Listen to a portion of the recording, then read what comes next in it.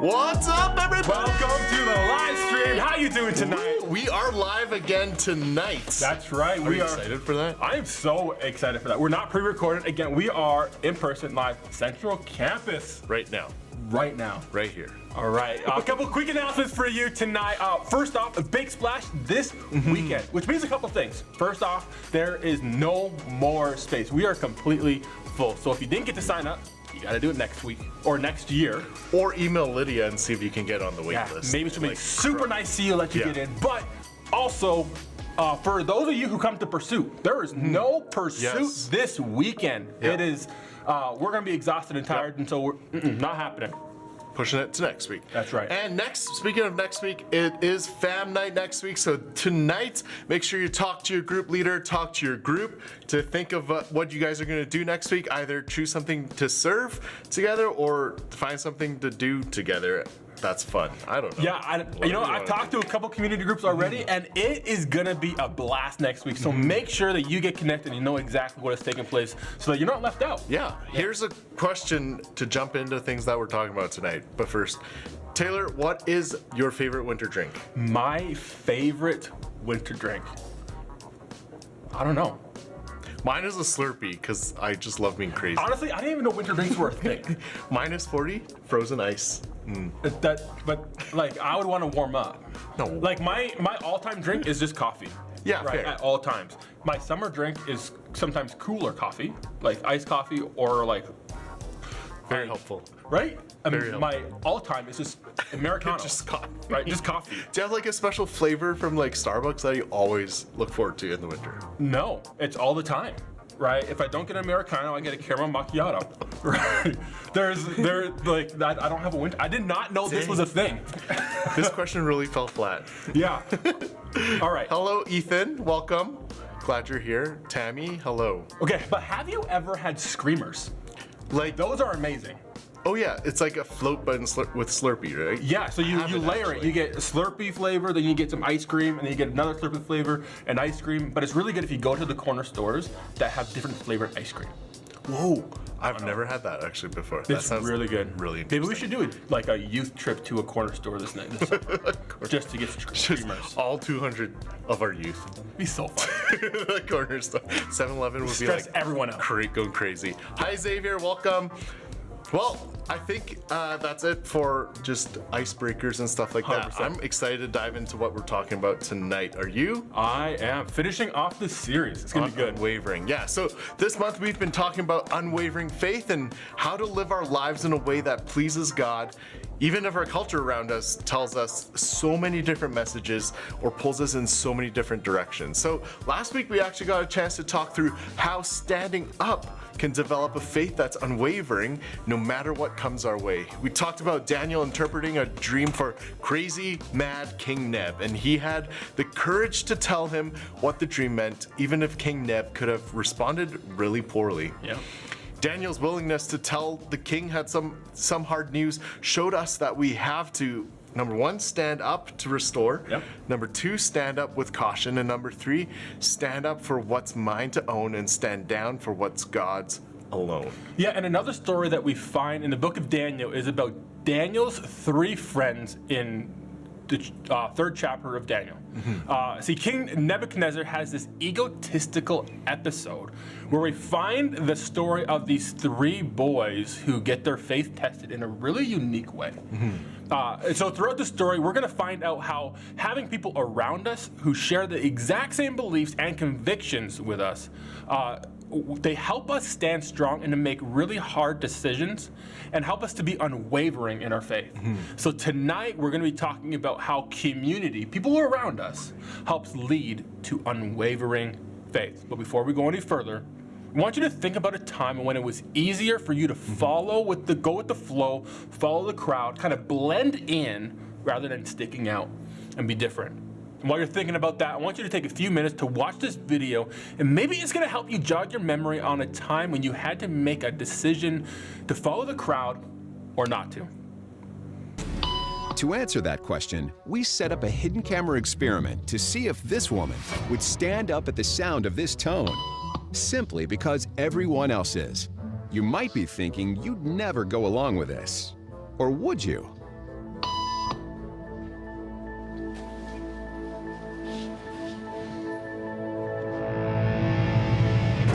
After just 3 beeps, and without knowing why she's doing it, this woman is now conforming perfectly to the group. But what happens if we take the group away? Elaine, please.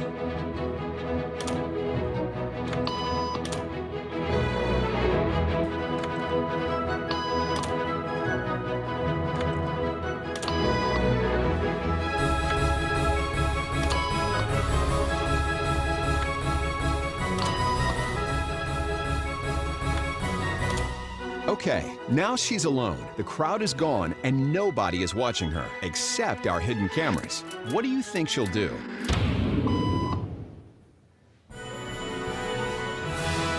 She's now conforming to the rules of the group without them even being there. Now, watch what happens when we introduce another outsider who doesn't know the rules. Have a seat, and they'll be out in just a couple minutes. Great, thanks so much.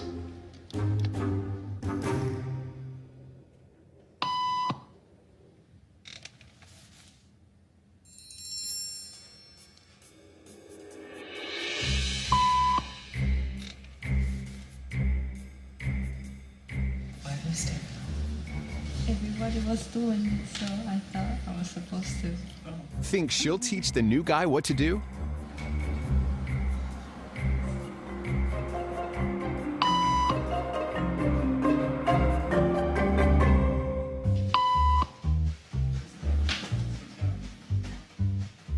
We kept the cameras rolling as more unsuspecting patients arrived.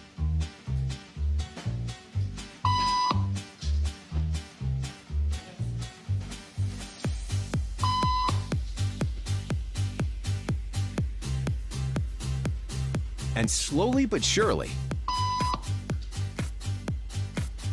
what began as a random rule for this woman has now become the social norm for everyone in this waiting room.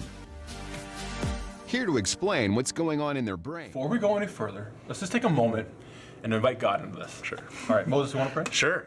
God, thank you for tonight. Thank you that we get to gather at youth group and learn more about you and what it means to have unwavering faith. So God, be with our discussion tonight and be with our hearts and our ears as we listen to this message. In your name we pray, amen. Amen. Now here's the thing, you probably haven't stood up in a waiting room like this before, but I think you can easily see how easy it is for someone to just go along with the flow because everyone else is doing something too, right? Now, as we continue our study in Daniel, we're going to look at 3 friends who find themselves in a similar situation. But we want you to chat for a moment about a question in your groups just before we get into talking about Daniel's 3 friends. Yeah. Right, here's the question. Have you ever been in a situation where you had to choose between doing what the crowd was doing or to be different and to stand out? Again, take a minute or so to talk about this. And if you want, feel free to throw some answers into the chat and we're going to see you shortly.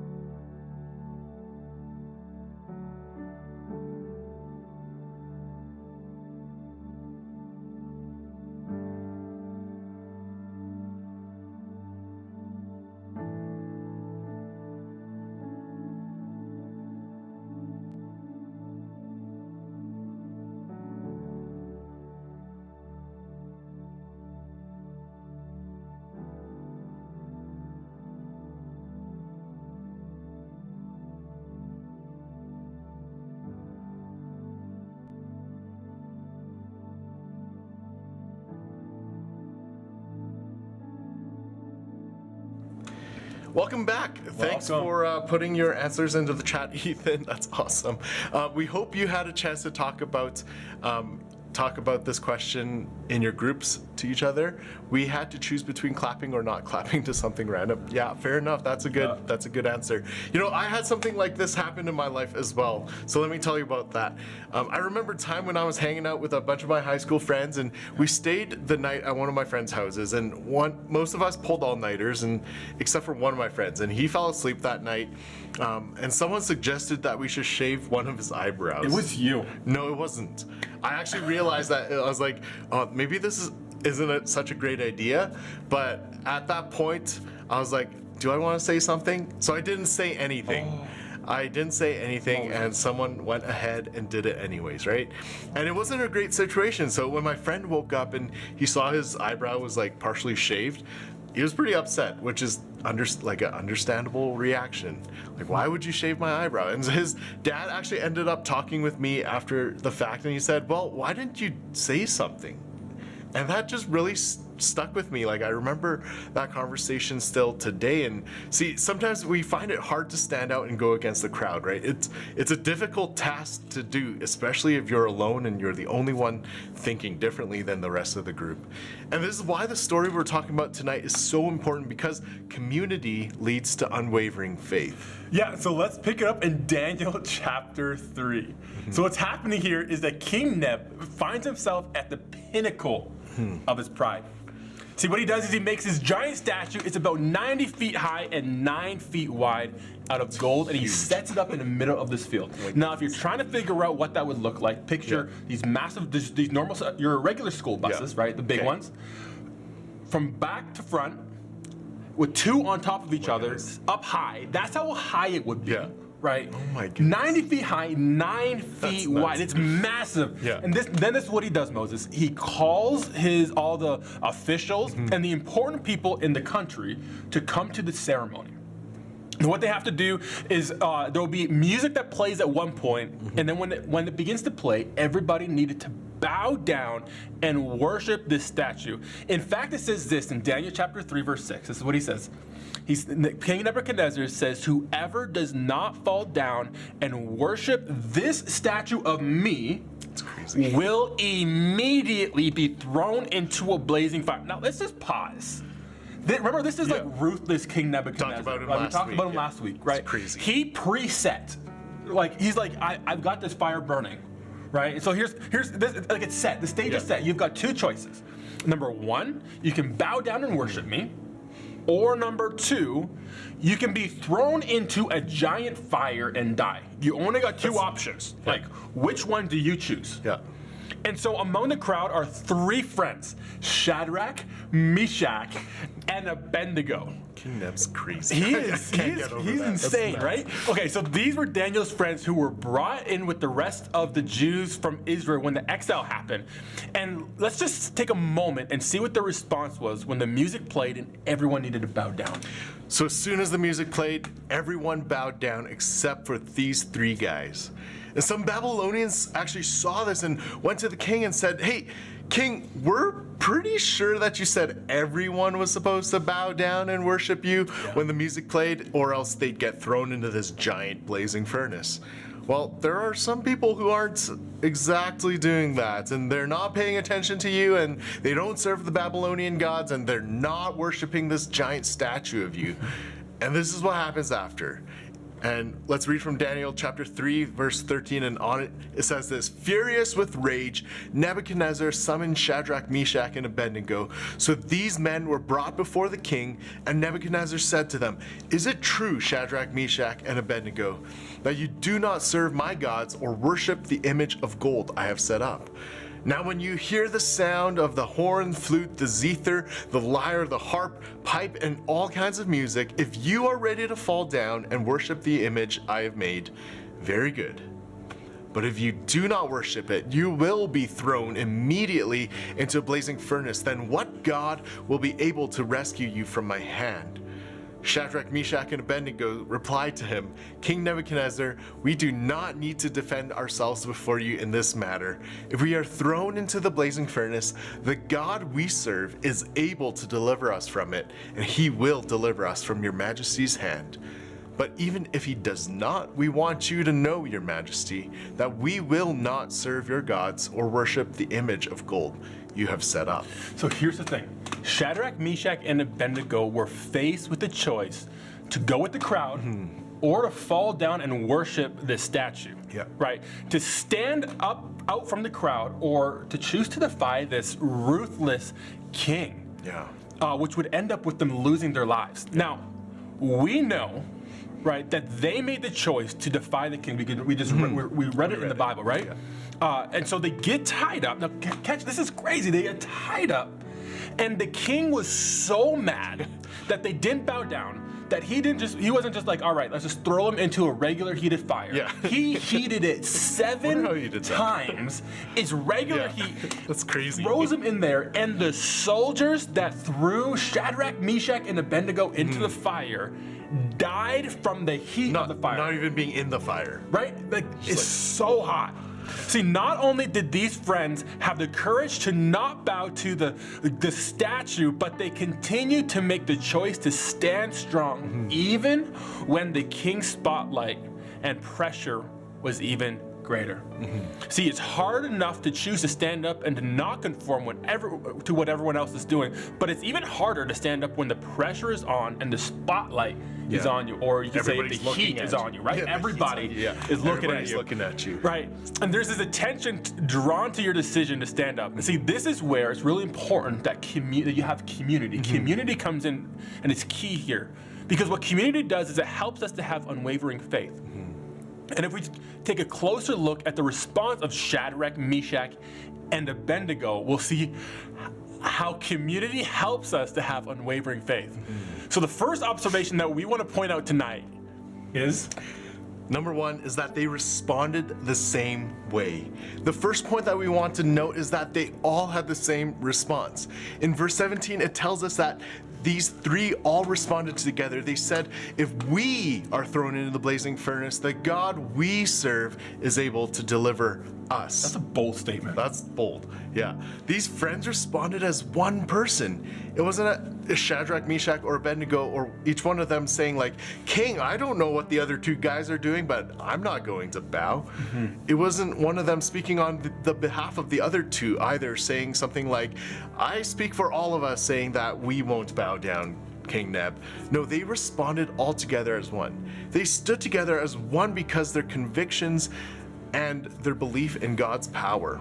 And this is interesting because it seemed like it was only these three friends who had such strong faith in God that even death couldn't make them stumble in their faith. See, there were probably more Israelite men the same age as Shadrach, Meshach, and Abednego in the crowd that day. If you remember in Daniel chapter 1, the Babylonians brought a whole bunch of Israelite men into the school of Babylon, but it was only these three people that we read about who stood up and defied the king. So why didn't the rest of the Israelites stand up? Maybe they were on vacation or something. Hanging out on the beach. Hanging out beaches of Babylon. Or maybe they were in another city at that time. Maybe they were scared. Like, I would probably be scared. Maybe they forgot who God was and thought, well, maybe God deserted us, and it's probably easier just to compromise, do what the king says, instead of standing out and looking different and lose my life. Yeah. But these three friends didn't think that way. Instead, they were so convinced of who God is that their conviction and belief of who God was actually helped them to stand in their faith. Yeah, absolutely. And the second observation that we can see, right, is that they believed the same. Right? In verse 18, Shadrach, Meshach, and Abednego, they say this. They say, even if God does not deliver us, we want you to know, your majesty, that we will not serve your gods or worship the image of gold that you have set up. It's another bold statement. Right? It's a really bold statement. And the sentence is profound, and it says a lot about what those three friends believed. Yeah. See, they knew that their God was the only one true God, and they were not willing to budge on their beliefs. Right? Their conviction that Yahweh was the only God meant that they wouldn't compromise in order to appease a mad king or a prideful person as Nebuchadnezzar was.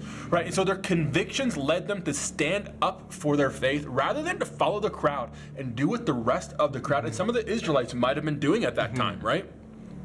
So even the threat of death didn't make Shadrach, Meshach, and Abednego waver in their faith. That's crazy. Because their faith wasn't just a blind belief that God was the one true God. It wasn't just like a hope that they threw out, where they're like, man, I really hope I picked the right God on this cross one. their fingers. Right, but their belief was founded and grounded in the fact that they knew that God could and what God could do, and their belief that Yahweh was actually powerful and that he could do miracles and wonders and to show that he is the one true God. Yeah, and that brings us to our third observation that we see in this story, is that they rested in God's power. Yeah. See, we talked about how these three friends knew the power of God, right? And in verse 16, they respond to the king by saying, we don't need to defend ourselves before you in this matter. If we are thrown into the blazing furnace, the God we serve is actually able to deliver us from it, and he will deliver us from your majesty's hand. And this is just an amazing response. I don't think these three friends had ever been thrown into a blazing furnace before. Like, it wasn't a daily occurrence for them to be thrown into a blazing furnace, and God rescues them each and every time. So how did they know that God would save them? Yeah, it's a good question. Well, I'm pretty sure they heard the stories and the accounts of Yahweh leading his people out of Egypt, drowning the Egyptian army in the Red Sea, defeating the Canaanites as they are entering the Promised Land, the sun standing still for Joshua, the story of David and Goliath, and so many other miracles that God did.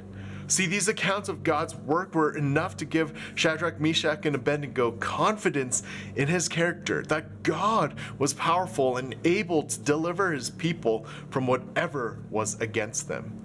Maybe they heard their parents and grandparents and great-grandparents tell stories of how God delivered them and did miracles in their midst, and these testimonies were able to build up the faith of these three men. Enough that they had the confidence to say that God would deliver them. Yeah. So what does God do? He honors the faith of Shadrach, Meshach, and Abednego. And as soon as they get thrown into the fire, a miracle happens. Yeah. These three men don't get burnt up at all. They come out of the fire, walk out of the flames, not even the smell of fire That's wild. was on them. That's crazy. To be in the fire and not even smell like fire. That's nuts. And I think the big question tonight is this: what does this story have to do with unwavering faith? Yeah. Well, Shadrach, Meshach, and Abednego were able to be unwavering in their faith because they stood together. They had each other's backs. They knew what each other believed and responded in the same way. And even when the rest of the Israelites, who might have been there at that ceremony, bowed to the statue, these three friends chose to be different. See, standing together and having community actually plays a huge role in us having unwavering faith. Yeah, and this is because community and having people in our lives who have the same convictions and beliefs as we do helps bolster or reinforces or strengthens our faith, right? Especially when times get hard. And I think it's easy for us to understand how good friends and good community can help us along in on our faith journey, right? But let's take this a step further and let us ask a couple questions. The first question is this: who am I surrounding myself with? See, it's important to consider who we're surrounding ourselves with, and it's especially important to think about who has the biggest influence in our lives, right? We're not, saying to never have non-Christian friends in your life, right? God doesn't want us to live in a Christian bubble, right? And to only have Christian friends. It's really important to be reaching out to other people as well, right? But we need to be wise about who has the biggest influence in our lives, right? Because if we're not careful, we can allow a lot of the messages that culture has for us to begin to shake our faith, and we won't be able to stand strong in the moments when it really matters. So, let me ask that question again. Who are you surrounding yourself with and allowing to influence and to speak into your life the most? And are there people that you need to take a step back from being, from intentional relationship with? Or maybe just be intentional about not letting some of those people influence you. Question, right? The second question that we need to ask is, do the people that I let speak into my life share the same convictions and beliefs as me, right? Like, if Jesus is the most important pursuit in my life, then I need to make sure that that there are people who can encourage me Yeah. in my relationship with God and my faith. Right, so how can you, even as a community group, help each other make the right choices and to not compromise in your faith? Yeah. And the third question we want you guys to ask yourselves is, who am I telling my story to? Yeah. Our stories of how God has worked in our lives builds up the faith of other believers, right? It helps others to know and maybe see a different side of the character of God. Are you able to articulate and speak about how God has worked in your life? And it doesn't need to be a page-long testimony, like a couple pages long. It doesn't need to be an essay that's like perfectly formatted or whatever. It can be as simple as talking about how God has worked in a small situation in your life, or how God has helped you through a difficult time, or how God used someone to say something to you that really set you on the right course, like kind of what we talked about last week, right? Yeah. How can you share your story this week? Yeah, so let me just really quickly just recap these questions. The first one is this: who am I surrounding myself with? Number 2, do the people that I surround myself with share the same convictions as me? And number 3, who am I telling my story to? See, these are all great questions to start asking yourselves tonight, but we want to take it one step further than just these questions. Yeah, so when it comes to applying what we learned today in our lives, I think it's important that we choose one thing to do and actually try it out this week, right? Yeah. So choose something from the following list and challenge yourself to do it this week. Number 1 is talk to someone. Yeah. So here's how you do this. Make a list, mental list, or write it down. Make a list of someone who are godly influences in your life. It could be your parents, your grandparents, your youth leaders, or your pastor. See if you can contact one of them this week, or talk to one of them this week and ask them about a time about how God has worked in their lives. Yeah, you might be surprised at some of their stories. Yeah, that's always like, and it encourages you too, right? Yeah. Second thing to do is to make a choice. So decide tonight as a community group how you guys can all support each other to be unwavering in your faith outside of youth group, outside of Wednesday nights, outside of Sunday mornings or Saturday nights. You can maybe add a prayer thread to your group chat or something like that, or be able to check in with one another and ask questions like, how's your relationship with God going? Or how can I pray for you this week, right? And the third challenge is to tell somebody. Find someone this week to tell them about how God is working in your life currently. And again, it doesn't need to be a fancy award-winning speech that's like pages long. It can be 3 sentences of how God has been working in your life recently, or yesterday. Literally just say, hey, I've seen God work in my life by, and just fill in the blank, right? Super easy, just like that. So let me ask those questions again, or give you those challenges again. Number 1 is talk to someone. Number 2 is make a choice. And number 3 is tell someone. Taylor, do you want to pray and end our evening together? Yeah. Jesus, we just thank you for the ability we had to gather here tonight and to be challenged by the stories of Shadrach, Meshach, and Abednego. And to learn how to have unwavering faith because we have strong community. And tonight we just pray that as we go into our community group time that we would have fruitful conversations, and that even some of the students that might be here who aren't as strongly connected to community, that they would feel the challenge tonight to get plugged in even more. In your amazing name. Amen. Awesome. Well, thank you for joining us. Don't forget, Big Splash is this weekend. Oh my goodness. Again, if you haven't signed up and you want to come, get on the wait list. We'll see if we can potentially get you in. We'll see what can happen. Also, that means that there is no pursuit this weekend. And so we're all going to be relaxing and taking a break. Sleeping in throughout pursuit. Also, Fam Night is next week. Make sure that you connect with your community group to find out what you are doing.